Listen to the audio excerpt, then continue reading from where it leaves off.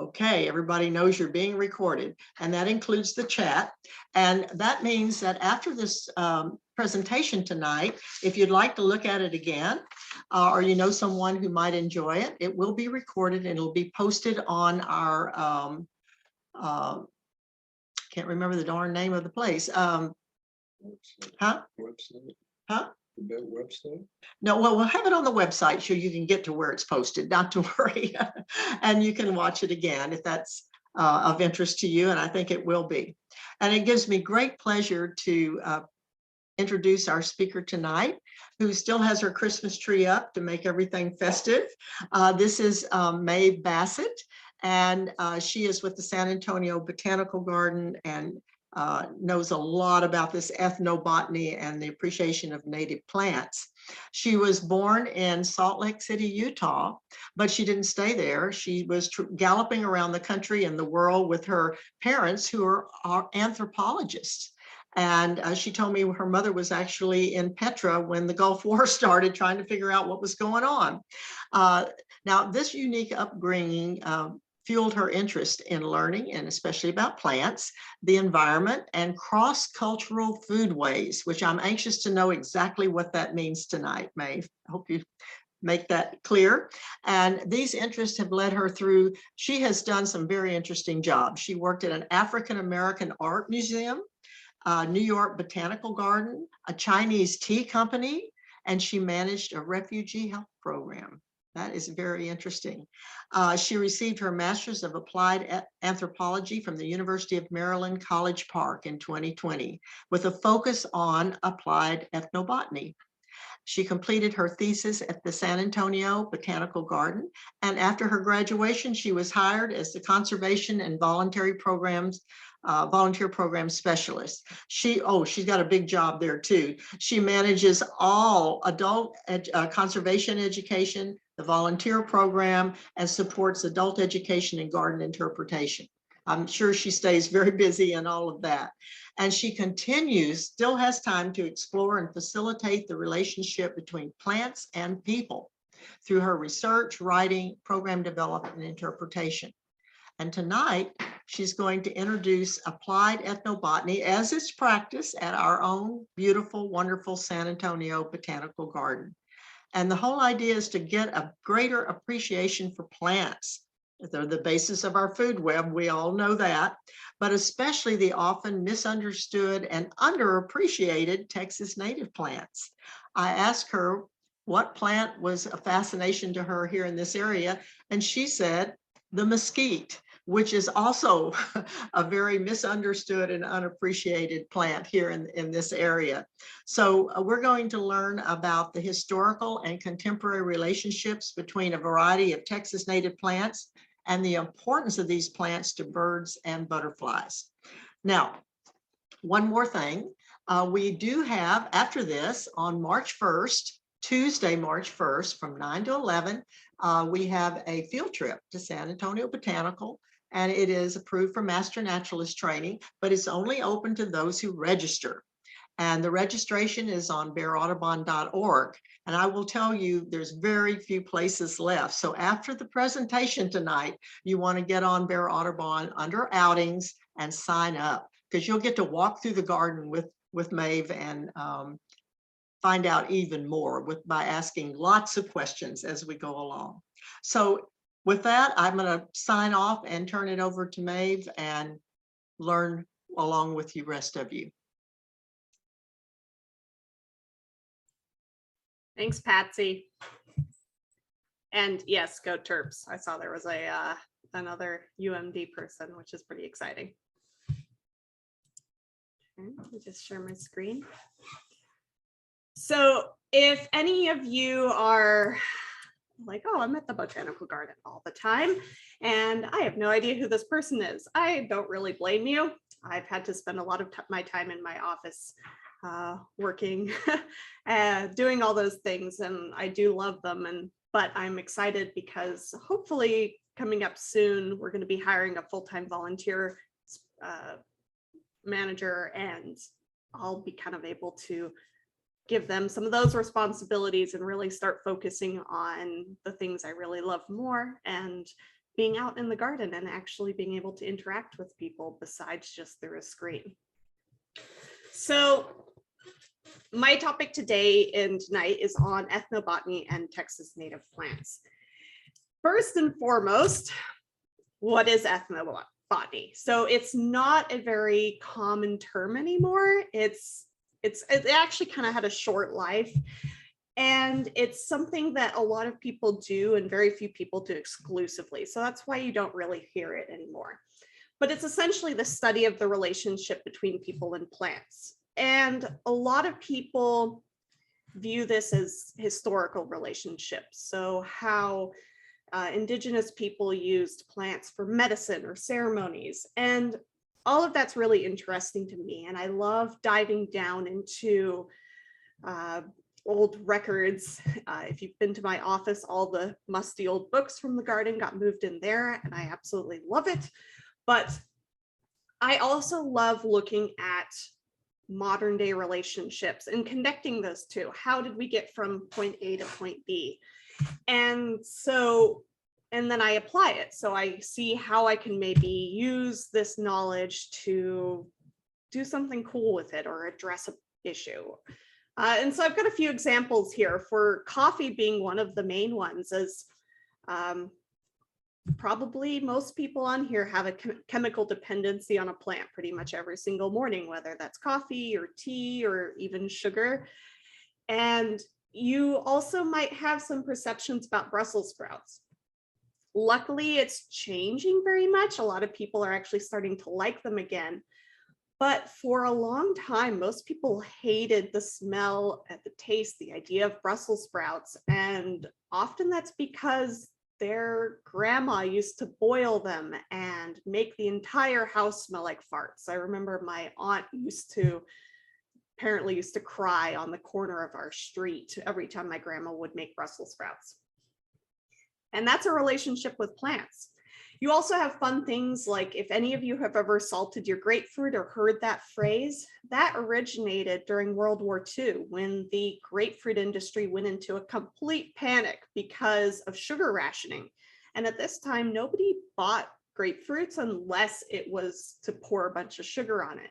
So they teamed up with Morton Salt and they created this entire Salt Your Grapefruit campaign. And salt has the ability to block your tongue from tasting bitterness, essentially. And that's why you can salt a tomato or a watermelon and it tastes sweeter. You can do the same thing with a grapefruit. And so they created this huge campaign, and it's still pretty common in the South. I love asking this in my class, and a lot of people will raise their hand that, yeah, they grew up doing that. And another example is chocolate. So I always love to give this example about what ethnobotany is, because it's very relatable. And we're going to get to the native plants, I promise, but I want to start with what's most relatable to most people. And chocolate is very, very easy to relate to. But when you start thinking about it, yes, it is a plant, but it also has historical and religious properties. It was used as a currency by the Aztec, the Maya. It also has historical relationships, traveling through Spain and then being brought to France through marriage. You also have culinary, you cook with chocolate. You have political, about 80% of the chocolate in the world comes from the Ivory Coast, which is pretty notorious for child labor. You also have economic. There's a lot of money in chocolate, whether you're buying the Reese's peanut butter cups from your gas station or going to Central Market and buying like the $8 chocolate bar. That's a lot of money going all over the world. And it's also social. I use this example of this year or last year. October went by so quickly, and I was telling my husband that I didn't feel like I had a Halloween because I didn't get a Reese's peanut butter cup pumpkin. And it's like, without that one single thing, it just didn't feel like Halloween happened. And so it's, well, why do you get chocolates for Valentine's Day? So that's just an example of kind of the way I look at plants and the rabbit holes I go down. is all these different connections and bringing them together and kind of figuring out what they mean or don't mean. And this ties into a lot of the plants that we know too, and a lot of the plants coming from the Americas. The foundation of the Americas is filled with these stories. You have corn going to Europe and they didn't bring the indigenous knowledge with them, so they didn't know you have to soak it in lye, and they got an entire population sick with the disease pellagra because they didn't have proper nutrients. You have tomatoes, because they're a nightshade throughout Europe, they were pretty much feared for a long time because most nightshades are poisonous. And you have some unfortunate incidences where people were cutting tomatoes and putting them on pewter plates, and the acidity was bringing out the lead in the pewter, and you can get lead poisoning. You also have Johnny Appleseed.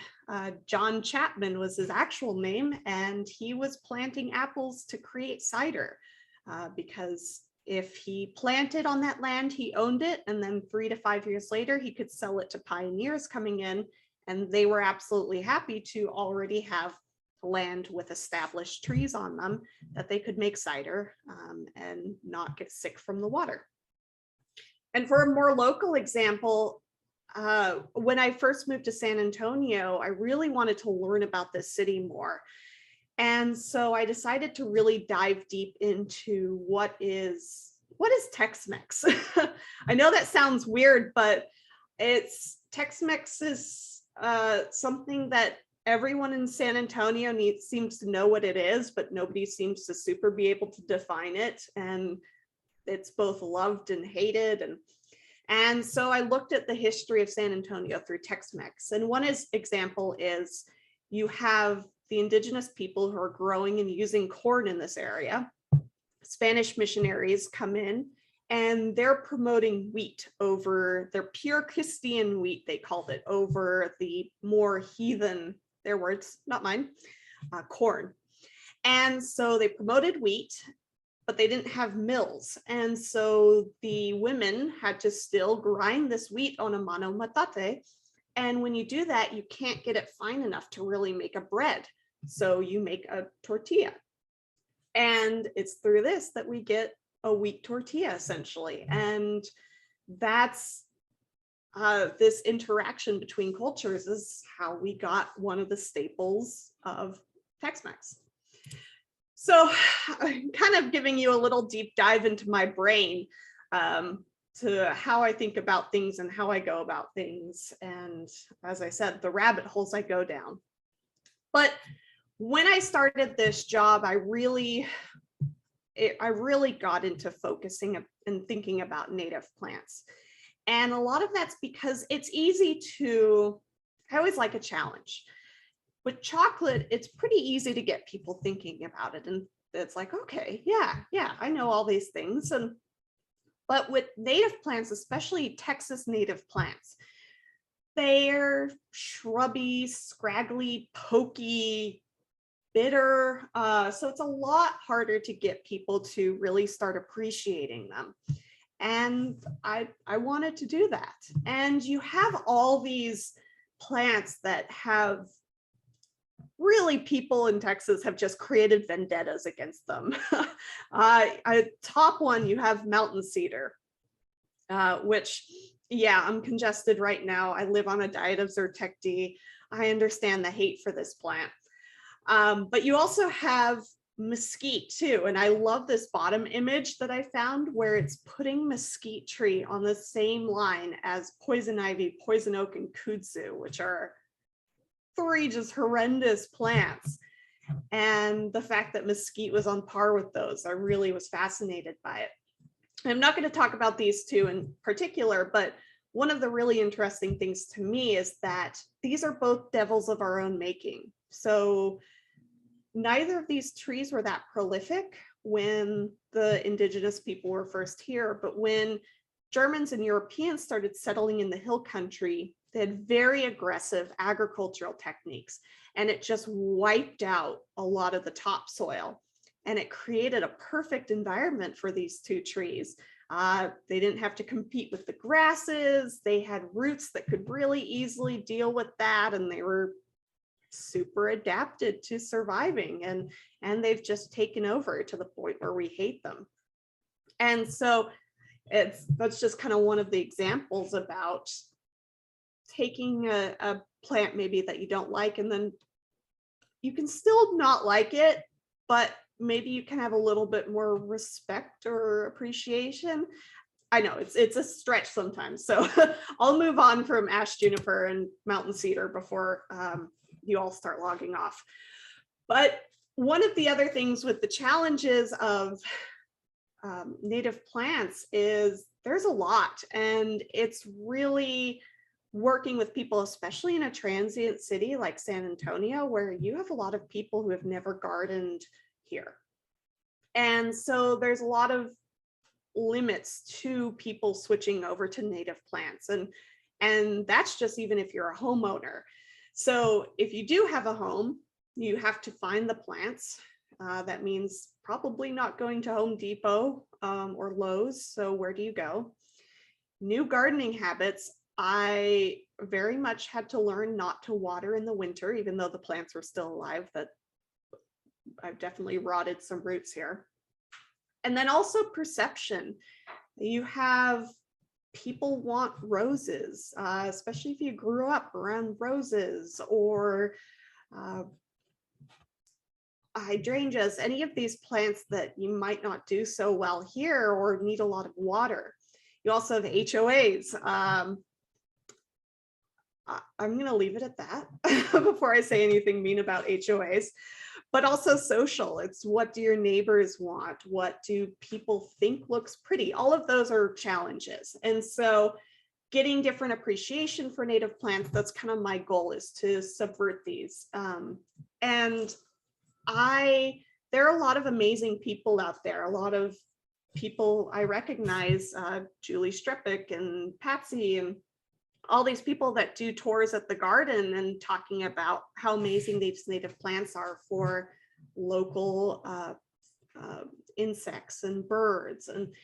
And sometimes that doesn't quite do it for a lot of people, especially if they're new to their area or maybe not even a homeowner. And so I wanted to really take a new approach with it. So a lot of you have been to the botanical garden, so I'm going to go through this really quickly, but we have 5 areas that we really talk about native plants. We've got Hill Country, East Texas Piney Woods, South Texas, and I'm always talking to people about thinking about these areas not necessarily as Texas, but as your yard. So trying to get people to think about them in a different way, not completely ignoring East Texas because we're not in East Texas. But if you have a really hot area, like right by a sidewalk, plant something from South Texas. If you have a really shaded area that water sits, you can plant something from East Texas often. And so I always talk about them that way. And then we also have Water Saver Garden, which is just redone and is kind of starting to fill in now. It has a few more things to add. And yay, Water Saver Lane is completely being redone this year. It's so exciting. This is a 15-year-old super out of date exhibit, and we're working on fixing it and making it up to par. All right, all the background boring stuff, hopefully it wasn't too boring, is done. And so now I want to talk about specific plants. And I've got a bunch of plants here that I'm going to dive into. And I want to start with passion flower, because this is, if I can get people to talk about one plant in the entire garden, it is this plant. And the backstory behind it too is very similar. It's not an aphrodisiac. It does not incite passion. It's actually a sedative. It makes you calm. It makes you relaxed. The name comes from the Spanish missionaries when they were first coming into this area, and they saw this weird, unique, really wild looking flower. And they're like, okay, there's clearly something special about this. And they saw the 3, you have the 3 organs on top, and that's going to be the female organs. Those look like nails. So like, okay, Christ had 3 nails, 1, 2, 3 down on his feet. You have the 5 male organs, and Christ had 5 wounds, 1, 2, 3, 4, and then 1 on his side. You have the fronds, which I've seen either represent the crown of thorns or the 72 silver pieces that Judas was paid. And then you usually have 10 petals, which represent the 12 disciples minus John and Judas. So they saw all of this, and they saw that this was a sign from God that they should be there and they should be converting and settling down and building these missions. And so they named it the Passion Flower after the Passion of the Christ. You also have the local name Maypop, which I love, and I love demonstrating that because you can take the green one off and you step on it and it's like a balloon. It may pop. Creative naming is always fun. And this is just a fantastic one to get people to taste too, because a lot of them have never realized that you could eat this thing, and just ripping it open, and it's got this thin skin, and you have that black seeds that are surrounded by this white pulp. It's kind of, think about it like a pomegranate. Yeah, you've got a bunch of seeds inside and they're surrounded by white pulp that you can either chew and swallow the seeds if you're good at that, or spit them out if you don't like eating the seeds like I don't. And so this is an absolutely beautiful one, and it grows so well. I live in an apartment and I have just a basic patio, but I always have the entire thing covered in passion flowers, so people can look up and you've got this vine, it covers our life. And it does have downsides. For the local insect life, it is the host plant for the fritterly butterfly, which I found out. I had 1 plant and I pretty much had to check every single day to get fritterly caterpillars off of it. It was kind of sad because it's like, oh, I want to help you guys, but I only have 1 plant on my balcony. So it's a little bit of a battle. But this is an absolutely beautiful one you can talk about. Yaupon holly is another one of my favorite plants, and that all comes from the name, Ilex vomitoria.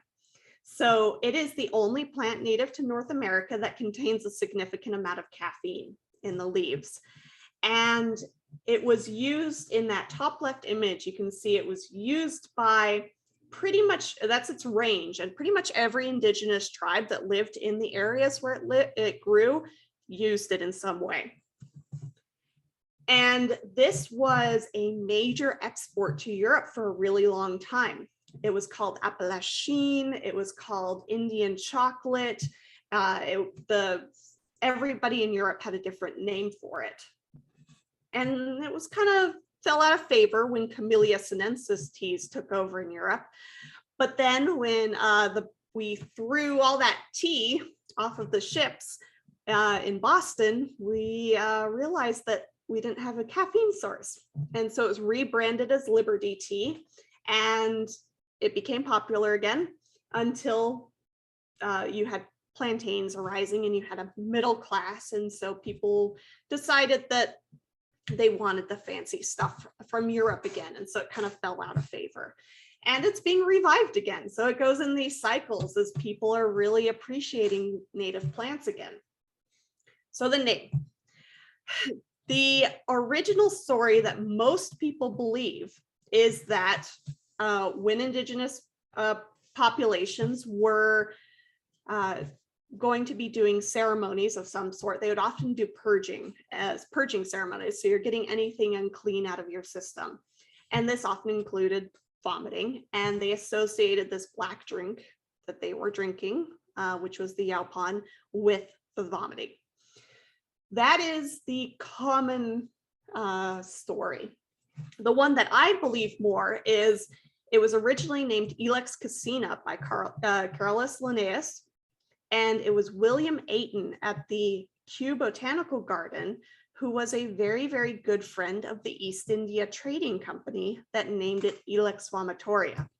So it's believed that he gave it this unappealing name in order to get more people to be turned off by it and not want it, and buy the Camellia sinensis tea that are coming in from Asia. So international smear campaign. I'm trying to revive the name of Yaupon and fix that tragedy. So this is always a fun one to talk about and sample as well. Any tour I can give people things to taste is great. And that's why this time of year is not as fun for tours, but still pretty cool. Another great one to taste is Turk's Cap. And you can see this is, if I have anyone new coming in, like if I have a tour guide from Fort Sam and it's a bunch of young kids that are buying their house for the first time ever using the VA loan, this is the plant I point them to because it grows so well. You can see it attracts bees, it attracts hummingbirds, everything loves it. You can eat the flower. It's got this huge pocket of nectar in it. And so it's really fun to just pull it off and pop it in your mouth or bake it into pancakes. You can also eat the leaves as like a little spinach alternative. And this is, but it is related to okra. It is in the Malvaceae family. So if you are prone to liking to boil your greens, stay away from this one or else you'll get straight slime essentially. And then they also create these little apples. And I've really been amazed by how many people have never seen the apple before. And it's small, but it's very bright. But I've pretty much come to the realization that if you want one of these, especially earlier in the summer, you pretty much have to fist fight a raccoon for them. Every single critter in the area loves these and will just eat them as soon as they pop up because they just taste like a sweet little crisp apple. And so this is a fantastic one, great for landscaping, low water use, great for birds and bees and all kinds of insects, and super fun and easy for the humans as well. Hackberry. So I've talked about two of probably the most hated trees in all of Texas. And I love that this is like one of the third one. The name hackberry comes from the Scottish hagberry, H-A-G, and it looks very similar to a tree there.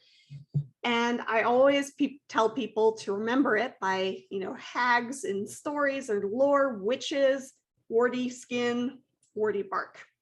It works pretty well. People usually remember it after that. And the reason people hate it is there's a few reasons. It has very strong wood, but the roots don't go down. It's really adapted to just kind of go out, which means 5 to 7 years after it grows, it kind of just tips over and it squishes your fence or your car or your family pet.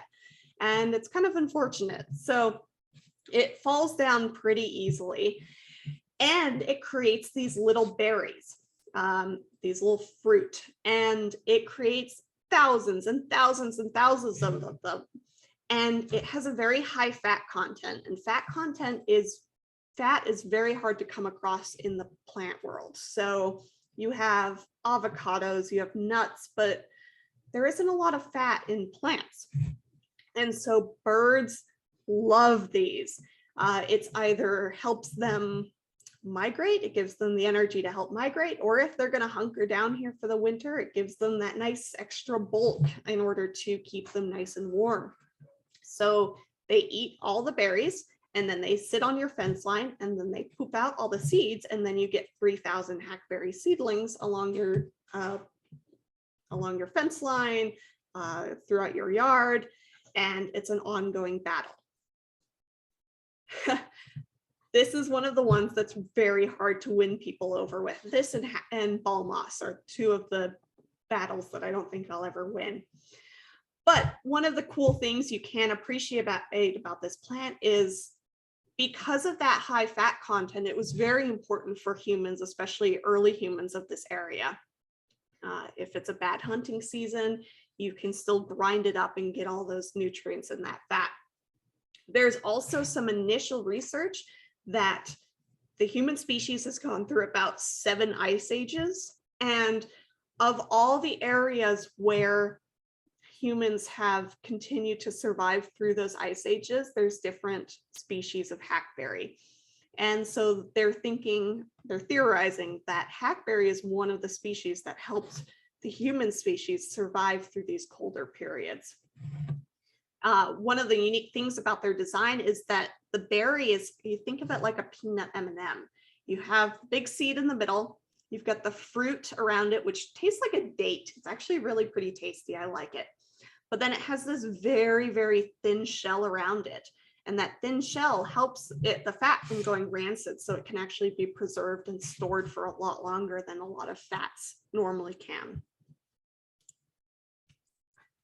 Sotol, I was just writing an article about this one today, so it's pretty fun. But this is sotol, and could be Dacylarian wheelery, but you also have Dacylarian texanum, which is much more local to here. It's got a little bit thinner leaves, and it's pretty much the same, but great desert adapted plant.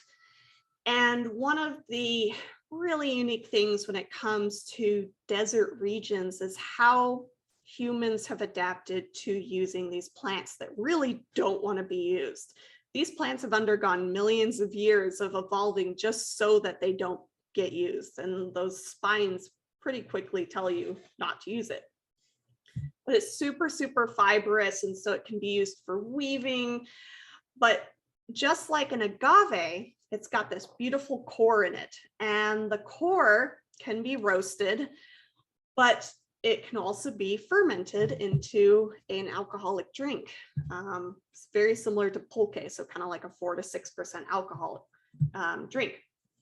But humans have kind of had to work with figuring out when to use plants, because if you just cut this plant down, it might not be as ideal, and you don't want to waste that energy.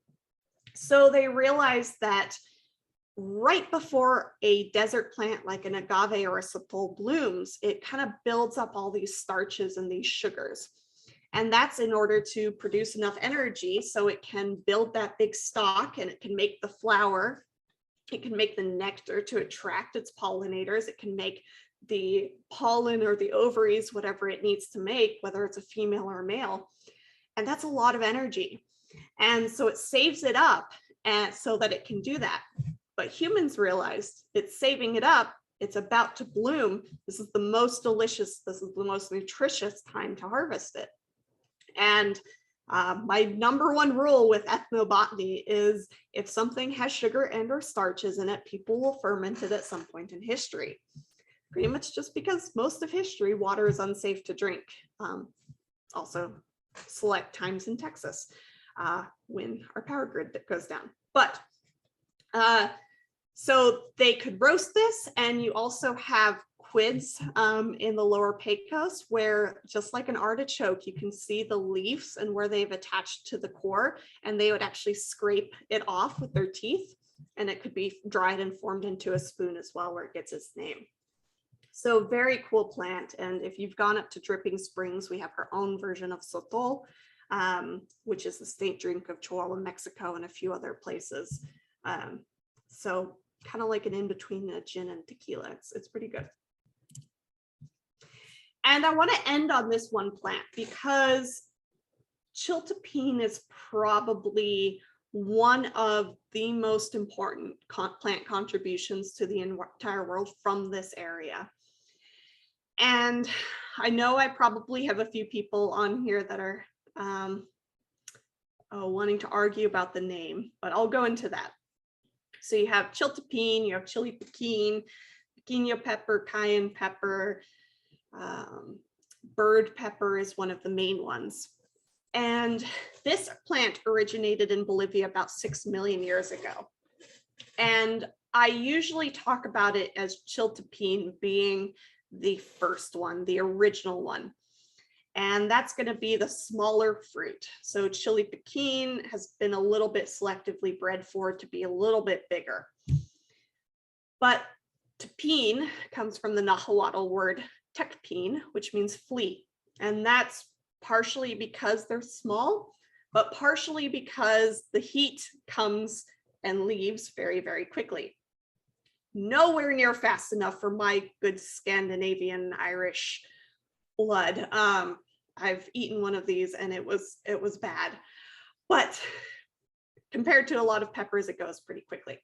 So in Bolivia, you have this plant originating, and it's a coevolution with birds because it has these seeds in it and it wants its seeds to get dispersed. That's the whole point of plants, is to reproduce. And mammals, we chew and we grind. And so when we eat these, we destroy most of the seeds. But a bird doesn't really chew, they just kind of swallow and digest. So it's called a bird pepper because birds can't taste chili, they can't taste capsaicin, the chemical that creates spice, and they spread this plant all the way up through Texas. And just kind of eating and pooping and migrating, just like what you all are love watching them do. And well, not the eating and the pooping part, sorry, that's weird, but the migration and the travel and all of that. So you have them transporting this plant all the way up into Texas, and it did become an adapted native in Texas. But they've kind of found that the indigenous peoples of these areas really didn't use it. They really didn't ever adapt a taste for it naturally. We'll get to it, but and that's because even though it can feel like a swamp bog here sometimes, it's dry enough here where you can dry and preserve food that way. If you go into Central America where it's really, really humid and really wet, that's where you really needed, they really adapted a taste for capsaicin because it has the ability to kill gut pathogens. And so it works its way through your system and keeps you healthy. And so they really adapted a taste for that. And so you have Central Americans, Aztecs, Mayans selectively breeding this to get bigger and bigger. And that's when you start getting things like chili piquin. And Christopher Columbus comes along and he sees this pepper or he sees this plant, and being very creative with naming, he names it after the only really other spice he knows, pepper. And he takes it back to Europe and it goes rampant. People love it. Remember, the whole point of Columbus's voyage was to find an easier way to get to India, where all the spices were that were incredibly, incredibly expensive. But this chili pepper grew so well that everyone could use it, everyone could have it. And it actually became known as the peasant spice because everyone could grow it and everyone could use it. So it spreads all throughout Europe and it starts spreading around the Mediterranean. And you have 200 years later, after Columbus, Spanish missionaries. That's a lot of San Antonio history revolves around the Spanish missionaries and their shenanigans. But they're coming up through Mexico and they bring the taste of spice that's been, they've brought back from Spain with them into the San Antonio area, along with increased meat diet, which is, it's really great to combine spice and meat. And so that's really when indigenous peoples in these areas started using chili pepper. And so rest of the United States really doesn't care, but you have this plant that's spreading all throughout the Mediterranean, and you have the Ottoman Empire, and birds are doing what birds do best. They're eating and migrating, and these birds, as well as Argentinians, are bringing chili pepper into Africa, and they're incorporating it into their diets, and then they are being enslaved, brought to the United States, and then they are cooks in American slave owners' homes. And they start incorporating spice into their slave owners' diets. And so that's when it really started to take on in the rest of the United States. And so I just love, and this is one of those things that's amazing to me as an ethnobotanist, is the fact that this native plant had to leave and come back twice in order for it to really be incorporated into the American diet. And then you have San Antonio, where you have the combination of this large Latinx, Mestizo, Tejano, whatever population you want to call it, mixing with Germans. And you have people like Gebhardt, who is a German man who fell in love with Mexican food and figured out how to make a chili powder and really advertise it and spread it all over the rest of the country. He also created his own cookbook about Mexican food, which is very weird, but that's what got a lot of the rest of the United States interested in Mexican food. And so that's why I really find this specific plant fascinating and important for this region, is just because it's had international effects. I mean, all throughout. You can't picture Ethiopian, Indian, Thai food without some of these peppers, and that's all relatively new. So, I will the cross for Patsy and anyone else that was wondering, cross-cultural foodways is pretty much just that. It's how do people create cuisines, and it's the Spanish missionaries interacting with the indigenous populations to create wheat tortillas. And so that's those little puzzles and those little spider webs is what I love taking apart. So that's all I have. I'm going to, I think my headphones turned off, so let me just turn them back on. And I am happy to answer any questions that people might have. The first comment that came from my husband says, "Do more.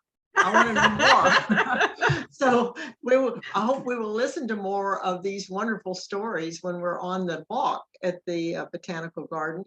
And cross-cultural foodways, that's how we get fusion cuisine, right? Yeah. And that's the kind of the modern name for it. Well, Yeah. we have a couple of a question here about a plant. Here it says, is possum haw holly the same as what you're calling Yaupon holly? No, possum haw is Ilex decidua. So it is closely related, and that's why it looks very, very similar. You get the, I really appreciate possum haw because it's one of the few plants in this area that actually reminds me that it's Christmas or it's the holidays. But no, they are actually different. And Ilex decidua does have caffeine. I think all Ilex do to some extent, but not to the concentration that vomitoria has. Great. Okay, and we have a comment here that was a butterfly lover in the group. It says the Turk's cap is the host plant for the Turk's cap white skipper. Mm-hmm. And if you know butterflies at all, the skippers are always a group that cause some consternation for ID. But if it's on, if it's white and it's on a Turk's cap, I guess it's the Turk's cap white skipper. And did you say it was kin to okra? Yeah, so it's in the Malvaceae family. So just like mallow or mallow. Yeah, a lot. So pretty much all of those will turn to slime if you boil them. That's where you get like marshmallow. Is that slime being puffed whipped up, yeah. Puffed up slime. Oh yeah. Yes. Oh yeah. Names are important. And gumbo filet is the other if you're in New Orleans. And also thanks to whoever put this in the chat. The name of our channel that I couldn't remember offhand is Vimeo. We put these recordings on our Vimeo, but we have a link on our Bear Audubon meetings. So in case you missed it or you want to hear it, I think, are there books out that you could recommend that have more information? How do you get this information that you weave together so beautifully to make these wonderful stories? It's a lot of picking and choosing. I'm always digging through and finding research articles, but there's also certain books. It's it's difficult because there's very little on like I was saying at the beginning, everybody does a little bit of ethnobotany, but very few people focus on it exclusively. So there's a few books on ethnobotany, but they're very academic or they're very introductory. But you have books like The Hidden Life of Trees is a beautiful one. You have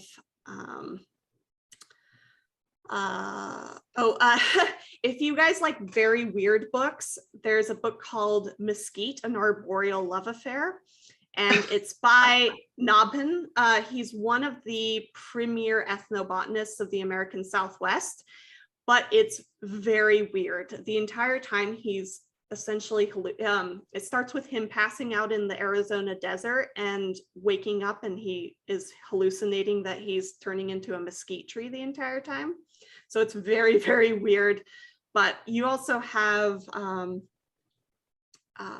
Entangled Life just came out. So any kind of book where you're diving into Braiding Sweetgrass is an amazing book that is pretty popular as well. So that's a really, really good one too.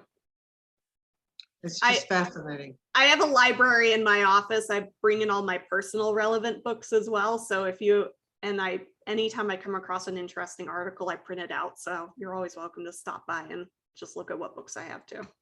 Well, I hope you're building a bibliography of all these wonderful resources to share at some point digitally, because it's a fascinating subject, and how we weave together. And the more we're moving around as we are, people moving more freely, cuisine and plants and so forth. Now, you talked a lot about plants that are in cuisine, you know, that we would eat or that would support. I personally have a love affair with the hackberry because it's a plant that depends on animals to spread it. It can't even germinate till it goes through a digestive system because it's so darn hard. And several of the kids out on nature walks have asked me, well, can you eat it? And I said, yeah, it won't hurt you. I don't know how good it would taste, but you're saying that when they're fresh, the berries taste good too. Yeah. So when they'll turn a bit dark and they taste like dates. There's very little flesh around them, but they're very sweet, especially if you get so you've got like the sugar hackberry in particular, just like the honey mesquite. They're named that for a reason. They're very sweet.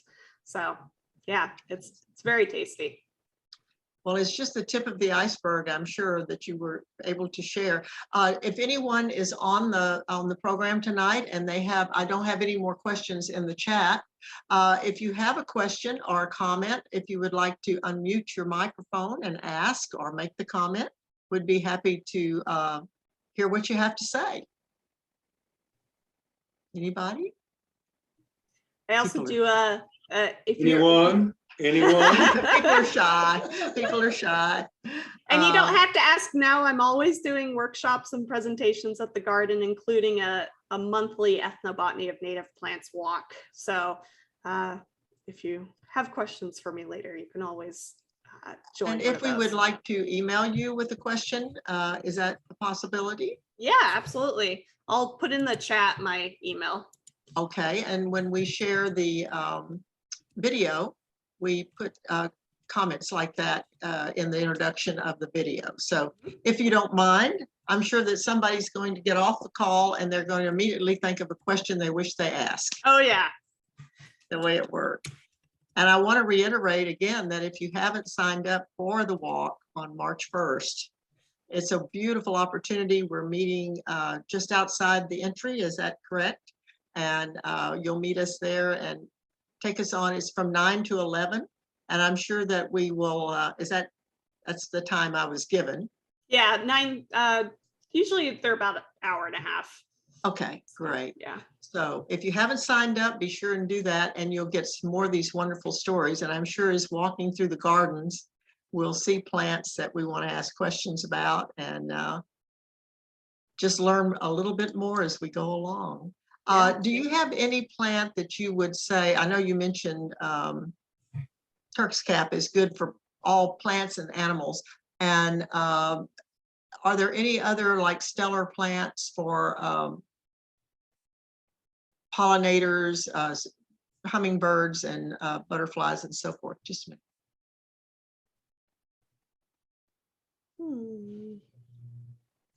Well, this one is for this time of year. I love agarita because it gets covered in those little yellow flowers, and every time I walk past the one in the hill country and it's blooming, it just is buzzing because they're loving it so much.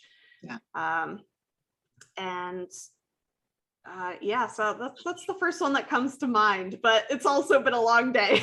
So well, I will just add to that I've always associated with the golden cheek warbler, because we do golden cheek warbler surveys in Friedrich Park, and in the early spring the agarita blooms and you smell it, and it just smells so scrumptious, and I associate the yellow of the agarita with the yellow of the golden cheek warbler. Yeah. And it's just a lovely association. We did uncover another question here. It says, is American beauty berry or beauty bush, are those edible? They are. Even though they look like toxic snail eggs, they always remind me of the the yellow or the pink snail eggs they're always warning you about at the the Riverwalk. But yes, they taste very boring, very uninteresting raw. But I did make a jam from them this last fall in order to see if I could do a workshop for it this year. It was spectacular. So I used a low sugar pectin. So it's specifically designed for fruits that don't have a lot of sugar in them. And I used as little sugar and as little lemon as I thought I could get away with. And it didn't set a ton, but it was still pretty loose. But the flavor was like a mixed berry rose jam. It was very unique. I brought it to the garden and I was giving it to everybody like on crackers, and they were just amazed that it came from that plant. And it for the most part keeps that, it's kind of a pinkish red color. I've heard it some people say it tastes like champagne, but I don't know. I would say more like a mixed berry or strawberry rose. It was really good. Wow. Drink champagne with it. You can drink champagne. Yes. It is a beautiful, and the question is, can you share the recipe for that? How you did that? That was the question. I'm bad at following recipes. I went online and I found multiple recipes and I kind of combined them to what worked best for me. And so if you just get a low sugar pectin, specifically, the recipe's on the back, and then you can adapt it based off of how you want. But all I did is, I boiled it, and then I filtered out the pods. I squished them all to get all the juice I could. And yep, just a tiny bit of lemon juice, tiny bit of sugar, and the low sugar pectin. Okay, well, it's fun to experiment and see how it turns out. If you don't like it, you can always feed it to the deer. They love the bear. They love the plants. We have to protect everything because we live where there's lots of deer. So now another thing. Yeah, go ahead. I just feed my failed experiments to the hort staff. There you go. There you go. They eat everything. Yeah. Yeah. I have a story about that. I'll tell you later. But we also in the chat, somebody asked about places to find some of these native plants, and we have some people who have suggested some, and we will also put those in the introduction to the recording. So if you're looking for that, you can go, or either that on the website, whichever our webmaster wants to do. But we'll put those in there because it's getting easier and easier to find these plants because more and more people are asking for them. And the public, it's supply and demand, and the more we demand, the more they'll supply. And all of these, people say, what can I do for my birds? What seed can I buy? So, well, all that is great, especially in hard times, bad weather and so forth. But the best thing you can do for the birds and butterflies is to plant your native plants, because it's what they grew up eating. And it's just like the rest of us, whatever we grew up eating and depending on, that's what we go to first. So we'll put these suggestions, and we're very grateful for those who have that knowledge and gave us those. So any other questions or comments? Well, thank you, Maeve. It was wonderful. It was just fascinating from the first word to the last. And I'm like my husband, Tom, I want to hear more of that. So we'll be there on May 1st, Good. March 1st, sorry, not May, not March. No, I don't want to wait till May. And we thank you so much for your time and your Christmas tree and all those wonderful things. And we'll see those of you who are coming to the walk. And then don't forget the next month, we have all about the San Marcos Springs, and it's wonderful. It's a very historical place in this area too. So Maeve, you're invited to come and learn about that next month with us. Very good. So thank you all for coming. We appreciate it, your support. And if there's any programs that you would think of that you would like to hear about, please let us know and we'll try to find just the perfect person. Or if you have a program that you would like to present to our group, we'd love to hear from you. So with that, we'll all say good night, and everybody's give you a big hand and two big hands right here. And thanks for coming and thanks for helping us. And everybody stay warm and don't drive on the ice tomorrow unless you just have to. Wait till at least 9 or 10 o'clock when it kind of melts out. We don't know anything about ice here in South Texas. So good night to all of you, and we'll see you in the garden and on the birding trail. Wherever nature is, that's where we'll be. Night, night. Have a great night, everyone. Thank you.